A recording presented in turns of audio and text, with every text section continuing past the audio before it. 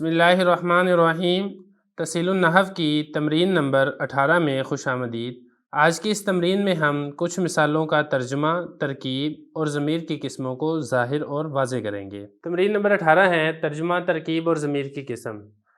دیکھیں، اس میں غیر متمکن کی 8 قسمیں ہم نے پڑھ لی ہیں۔ اس میں جو پہلی قسم تھی وہ مضمرات تھی، ضمیریں تھیں۔ ضمیر کی 5 قسمیں تھیں: مرفوع متصل، مرفوع منفصل، منصوب متصل، منصوب منفصل اور مجرور متصل۔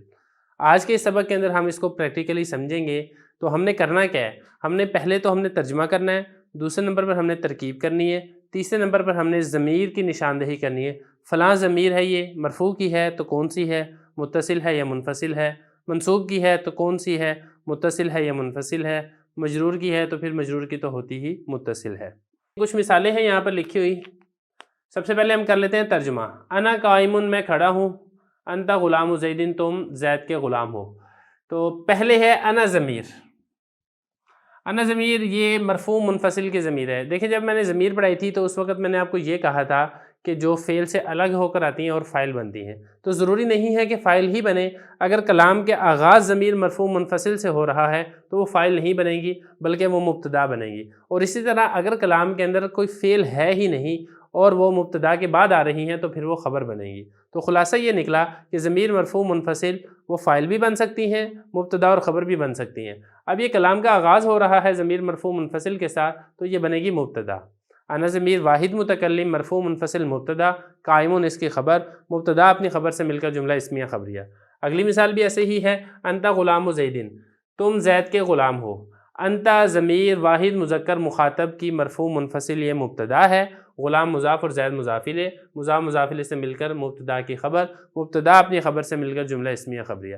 خلاصہ یہ میں نکلا کہ اگر کلام کا آغاز ضمیر مرفوع منفصل سے ہو رہا ہے تو پھر وہ مبتدا ہوگا۔ جب مبتدا ہوگا تو آپ کو پتہ چل گیا کہ مبتدا یہ جملہ اسمیہ کے اندر ہوتا ہے، پھر وہ پوری ترکیب ہی جملہ اسمیہ کی ہوگی۔ اور اگر کلام کا آغاز ضمیر مرفوع منفصل سے نہیں ہو رہا بلکہ فعل سے ہو رہا ہے پھر وہ جملہ فعلیہ ہوگا۔ تیسری مثال ہے انتم جاہلون، تم سب جاہل ہو۔ تم جاہل ہو تو یہاں پر بھی بالکل ویسے ہی ترکیب ہے جیسے ان کی تھی، جیسے ان کی تھی۔ یہاں پر بھی ضمیر مرفوع منفصل سے کلام کا آغاز ہو رہا ہے، لہذا انتم ضمیر مبتدا، جاہلون اس کی خبر، مبتدا اپنی خبر سے مل کر جملہ اسمیہ خبریہ۔ آگے دیکھیں، ضربک زیدن، زید نے تجھے مارا۔ یہاں پر دیکھیں سمجھنے والی چیز کیا ہے، ایک ہے ضربہ اور دوسری ہے کاف ضمیر اور تیسرا ہے زید۔ اب یہ کہ کلام کا آغاز فعل سے ہو رہا ہے، جب کلام کا آغاز فعل سے ہو رہا ہے تو یہ بنا جملہ فعلیہ۔ اب ضربہ فعل ہے، اب آیا اس میں ہم ہوا ضمیر نکالیں گے یا نہیں نکالیں گے؟ تو نہیں نکالیں گے۔ کیوں نہیں نکالیں گے؟ وجہ یہ ہے کہ فاعل لفظوں کے اندر موجود ہے۔ دیکھیں، جو آپ نے فعل میں ضمیر نکالنی ہوتی ہے فاعل کی، اس میں اصول اور ضابطہ یہ ہے کہ اگر لفظوں کے اندر فاعل موجود ہے اسم ظاہر، تو پھر ضمیر اس میں سے فاعل نہیں نکالی جاتی۔ ضمیر فاعل صرف اسی وقت نکالی جاتی ہے جب لفظوں کے اندر فاعل موجود نہ ہو۔ یہاں پر چونکہ زید لفظوں میں موجود ہے لہذا آپ ضربہ میں ضمیر نہیں نکالیں گے۔ ضربہ فعل، البتہ کاف ضمیر یہ مفعول کی ہے، واحد مذکر مخاطب منصوب متصل کی یہ ضمیر ہے، کیونکہ منصوب متصل جو فعل کے ساتھ مل کر آئے اور کلام میں مفعول واقع ہو، اور یہ واحد مذکر مخاطب کی ضمیر ہے۔ تو ضربہ فعل، کاف ضمیر اس کا مفعول، زیدن اس کا فاعل، فعل فاعل مفعول مل کر جملہ فعلیہ خبریہ۔ آگے دیکھیں، زیدن ضربک، زید نے تجھے مارا۔ ترجمہ دونوں کا ایک ہی ہے، تجھے زید نے مارا، زید نے تجھے مارا۔ فرق کیا ہے؟ فرق یہ ہے کہ یہاں پر زید پہلے ہے اور فعل کے بعد آگے فاعل نہیں ہے۔ دیکھیں، جو فاعل ہوتا ہے وہ فعل کے بعد ہوتا ہے، وہ فعل سے پیچھے نہیں ہوتا۔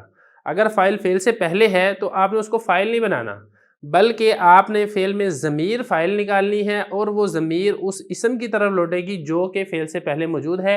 یہاں پر آپ دیکھیں، زیدن ضربہ سے پہلے موجود ہے تو ضربہ کا فاعل زید نہیں ہے، بلکہ آپ نے ضربہ میں ہوا ضمیر نکالنی ہے جو کہ لوٹے گی زید کی طرف۔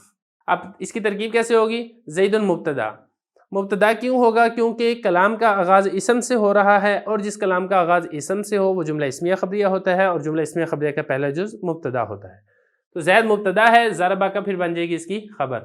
اب اس کی ترکیب بھی کر لیں، ضربہ فعل، کاف ضمیر مفعول کی ہے، واحد مذکر مخاطب منصوب متصل کی یہ ضمیر ہے، اور اس میں ہوا ضمیر فاعل ہے، فعل فاعل مفعول مل کر جملہ فعلیہ خبریہ ہو کر پھر زید مبتدا کی خبر بنے گا، مبتدا اپنی خبر سے مل کر جملہ اسمیہ خبریہ ہوگا۔ تیسری مثال بہت آسان ہے، انا یوسف، میں یوسف ہوں۔ انا ضمیر مرفوع منفصل کی ضمیر مبتدا، یوسف اس کی خبر، مبتدا اپنی خبر سے مل کر جملہ اسمیہ خبریہ۔ نحن عالمون بالکل ایسے ہی ہے جیسے انتم جاہلون ہے، نحن ضمیر مرفوع منفصل مبتدا، عالمون اس کی خبر، مبتدا اپنی خبر سے مل کر جملہ اسمیہ خبریہ۔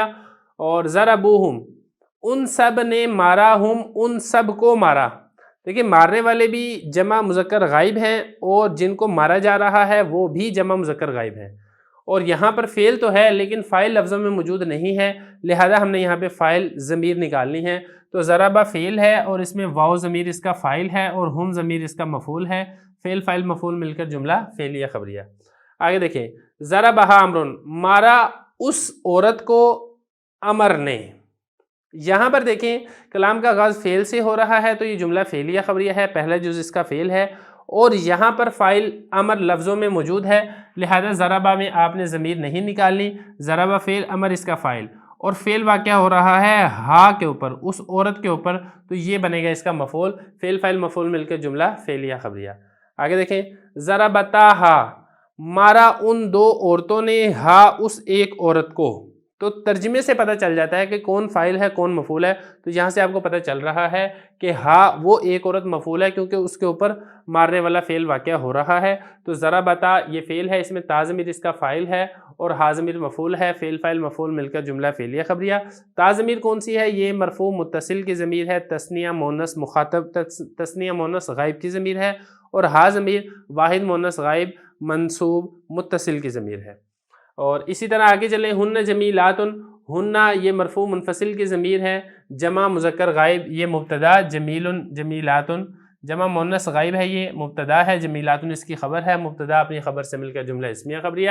انتی حسنۃ یہ بھی ایسے ہی ہے، انتی ضمیر واحد مؤنث مخاطب مرفوع منفصل کی مبتدا، اور حسنۃ اس کی خبر، مبتدا اپنی خبر سے مل کر جملہ اسمیہ خبریہ۔